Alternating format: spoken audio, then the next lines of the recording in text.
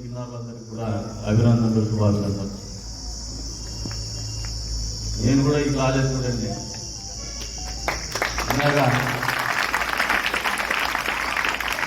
పెద్దలు కొన్ని చేస్తూ వస్తానే ఏకరు పెట్టి మీరు అడగకపోయినా నేనే ప్రకటించాలనుకున్నాను. స్కూల్ కాంపౌండ్ గతంలో కూడా మీకు అక్కడ కాంపౌండ్ వాళ్ళు ఇబ్బంది ఉందంటే నేనే కట్టించిన అప్పట్లో. అధికారం లేదు, ప్రభుత్వం కూడా లేకపోతే నేనే కట్టించింది.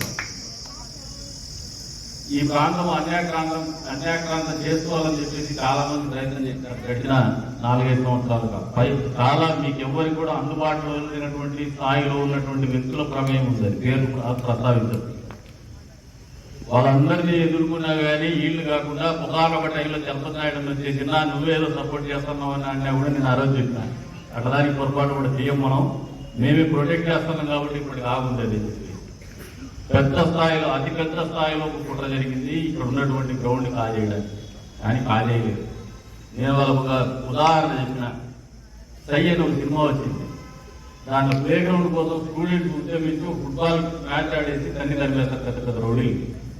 నేను అడ్డుకోకపోయినా ఉపాధ్యాయులు అడ్డకపోయినా పిల్లలు కొట్టి తరిపేస్తారా మీకు దాని జోలికి వచ్చి ఆ రోజు చెప్పిన వాళ్ళకి. ఎందుకంటే ఇక్కడ ఇందాక వచ్చిన తర్వాత అడిగిన ఈ ప్రాంతం నేను మొన్న ఎలక్షన్స్ అప్పుడు వచ్చినా కానీ నా ఫోకస్ అంతా పోలింగ్ మీద. ఇక్కడ ఉన్న పేమెంట్ మీద లేదు, కొత్తగా ఏర్పడినటువంటి సీసీ రోడ్డు మీద లేదు, జరిగినటువంటి మార్పుల మీద కూడా లేదు. నా ఫోకస్ అంతా ఓటర్ మీద ఉంది, ఓటింగ్ కార్డు మీద ఉంది. కాబట్టి ఆలోచన చేయని ఇప్పుడు వస్తాను అడిగిన ఎవరు చేశారు అంటే నాడు లేదు. నిజంగా అభినందిస్తా ఉన్నాను. మళ్ళీ చేస్తాను. మేము ఆఫీస్ బ్లాక్ ఉండేది వాళ్ళు ఆ బ్లాక్ ఉండేది. గతంలో ఉపాధ్యాయులు చూసినా కూడా వైఎల్ రెడ్డి గారు కెమిస్ట్రీ లెక్చరర్ ఉండేవారు. అత్యున్నతమైనటువంటి జ్ఞానంతో విద్యార్థులు చెప్పేవారు మా కదా. ఎప్పుడు మర్చిపో. ఈ ప్లేస్ అనేది ఈ స్థలం అనేది భవిష్యత్తులో ఈ సమాజంలో పౌరులు కానీ ఈ ప్రాంతానికి కానీ వన్యదేశ విధంగా తీర్చిదిద్దేటువంటి ప్రాంతం. గ్రౌండ్ అనేది మానసికంగా కావచ్చు, భౌతికంగా కావచ్చు, మరింత మెరుగైనటువంటి పరిస్థితుల్లో విద్యార్థులు తీర్చిదిద్దేటువంటి ప్రాంతం. అది అత్యవసరం కూడా. మరి అటువంటి ప్రాంతానికి మీకు అందరికీ చెప్తానని ఎక్కడ కూడా పొలిటీషియన్ గానే కాదు, లేదంటే అధికార పక్షంలో ఉన్నటువంటి ఎమ్మెల్యే కాదు, ఈ ఊర్లో పుట్టినటువంటి మామూలు పౌరులుగా కూడా మా కనీస బాధ్యతగానే గుర్తిరిగి దాన్ని పరిరక్షిస్తామని చెప్పేసి కూడా ఈ సందర్భంగా తెలియజేస్తున్నాము. వెంటనే కాంపౌండ్ వాళ్ళు కూడా దానికి ఎస్టిమేషన్ వేసి వెంటనే పనులు కూడా పూర్తి చేస్తామని చెప్పేసి కూడా ఈ సందర్భంగా తెలియజేస్తున్నాను. ఒకటి ఏదైనా ఇష్యూస్ ఉంటే కూడా డిమార్కేషన్ చేసి మీకు హక్కు ఉన్నటువంటి ప్రతి ఇంటి భూమిని కూడా కాపాడి దగ్గర నుండి మరీ పరిరక్షిస్తాము. దాని కాంపౌండ్ వాళ్ళు ప్రొటెక్షన్ వాళ్ళు ఏర్పాటు చేస్తామని చెప్పేసి కూడా ఈ సందర్భంగా తెలియజేస్తాం. ప్రజాస్వామ్య రాజకీయాలు అనేది కూడా మీకు సబ్జెక్ట్ పెట్టినట్టు. ఇది కూడా చాలా ఇంపార్టెంటే. మామూలుగా మీ తల్లిదండ్రులు ఏమంటారంటే గ్రౌండ్ లో ఎక్కువగా ఉండే పిల్లలకు తింటారు, ఎప్పుడు గ్రౌండ్ లో ఉంటాయి.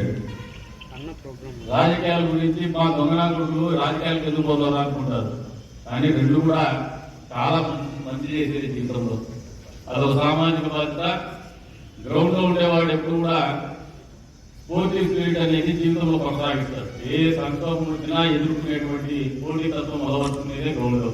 కాబట్టి రెండు కూడా ప్రాధాన్యత ఉంది, ప్రాముఖ్యత ఉంది. కాబట్టి ఆ రెండింటి కూడా మీరు వదలొద్దని చెప్పేసి కూడా ఈ వేదిక మిమ్మల్ని తెలియజేస్తా ఉన్నారు. బ్యాక్వైజ్ స్టూడెంట్ అయ్యేవాళ్ళు లైఫ్ లో కంటిన్యూస్ కావచ్చు, ఫ్రంట్ బెంచ్ స్టూడెంట్ లైఫ్ లో బ్యాక్వైజ్ వెళ్ళిపోవచ్చు.